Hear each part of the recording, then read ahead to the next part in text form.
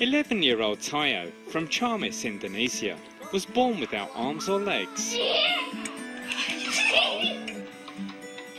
His mother was never alerted to his condition when she was pregnant, or even just after she gave birth.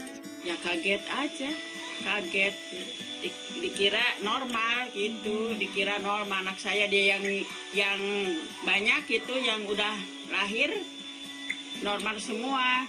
Sekarang ya yang bungsu gitu, nggak tahu bidan nggak bilang apa-apa, katanya normal gitu, bagus, nah normal sehat kata bidan.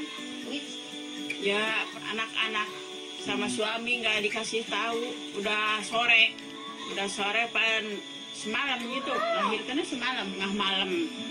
Ya kaget gitu, kaget. Sekarang mah nggak punya perasaan apa-apa, ya, biasa aja, nerima aja gitu. Previously, the family received financial aid from the government. Dulu mah ada, sekarang mah nggak ada. Udah hampir 1 tahun nggak ada. One of 5 children, Tiyo's grown-up brothers live in other parts of the country, so his parents are left alone to care for him.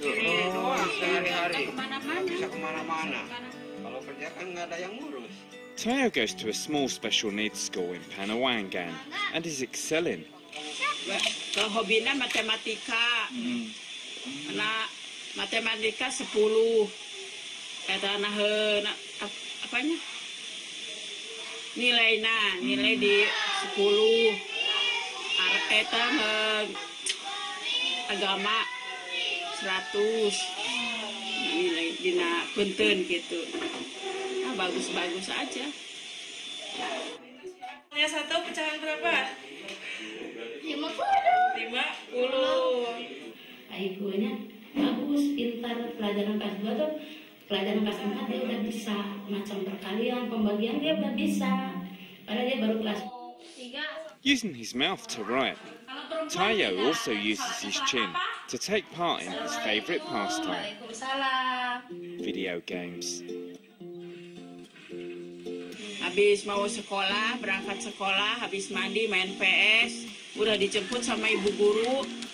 Ya udah sekolah main lagi PS gitu. Tiap hari masih main PS gitu habis datang sekolah.